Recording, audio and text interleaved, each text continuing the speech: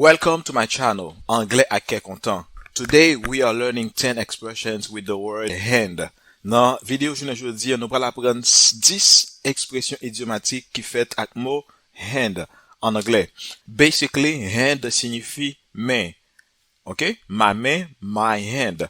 Mais j'en connais dans expression idiomatique, mot yo pa kembe sens premier yo, combinaison créer un nouveau sens pour expression. Nous allons regarder 10 expressions en anglais qui gagnent mot hand là-dedans yo. Before we start, please take a moment to subscribe to the channel. Now, let's begin. The first expression for today is at hand. At hand. This means within reach, available to you. At hand signifie within reach. C'est les bagay accessible. OK? Les bagay accessible ou utiliser expression at hand, available. Les bagay qui est disponible, qui est accessible. For example, Eva likes to have a dictionary at hand when she is writing. Eva likes to have a dictionary at hand when she is writing. OK? Eva remet les liens au dictionnaire qui tout près. OK? Qui available, qui reachable. OK? Eva remet un dictionnaire qui tout près, qui disponible pour les li à écrit. OK? She likes to have a dictionary at hand, available to be used, ready to be used. This is the meaning of at hand. The second expression is by hand. By hand means by a person, not a machine. So, by hand signifie fait à la main.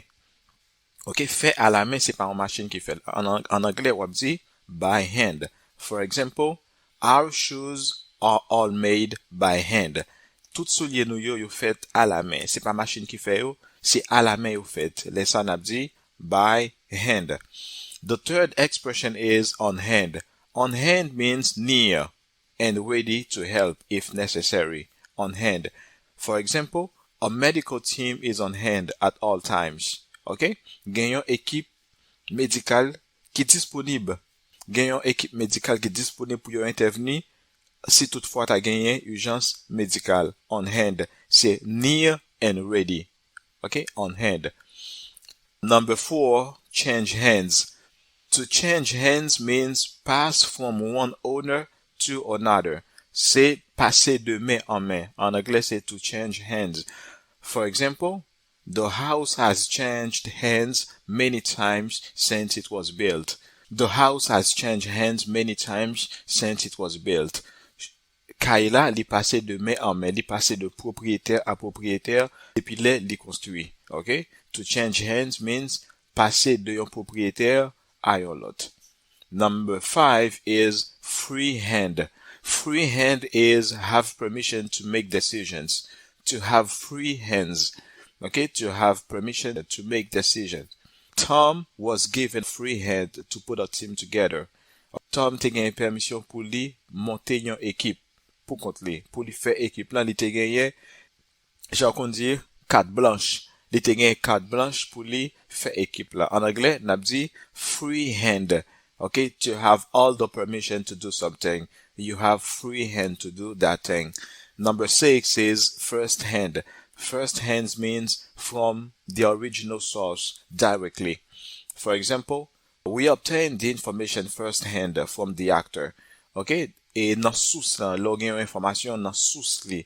En anglais, you dit first hand. So, we got the information from the actor first hand. Nan bouche li même li soti.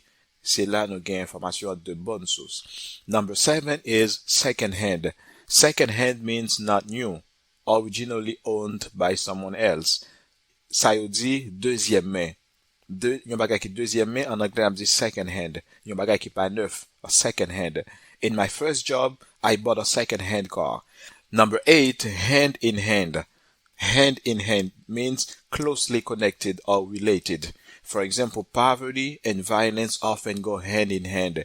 You interconnecté, youn pa marcher sans l'autre. To go hand in hand. De pou wè youn, ou wè an l'autre. So de pou wè pauvreté, ou wè violence. Pauvreté ak violence, yo toujours marcher ensemble. Poverty and violence often go hand in hand. Number 9, hands full. To have a hands full means be very, very busy. To have a lot to do. For example, Megan has her hands full with 3 children. Okay, to have your hands full means to be very, very busy. For example, in the summertime, I always have my hands full. Okay, en été, toujours très, très, très occupé. I always have my hands full. Okay, to be very busy, you can say in English, I have my hands full. Number 10 is hands tied. When you have your hands tied, you are prevented from taking action. Okay, there are some obstacles. You cannot take actions. You have your hands tied. For example, he cannot intervene. His hands are tied by an agreement. Okay, he cannot take any action. His hands are tied. Avoir les mains liées, j'en dis en français, ou pas qu'à faire rien.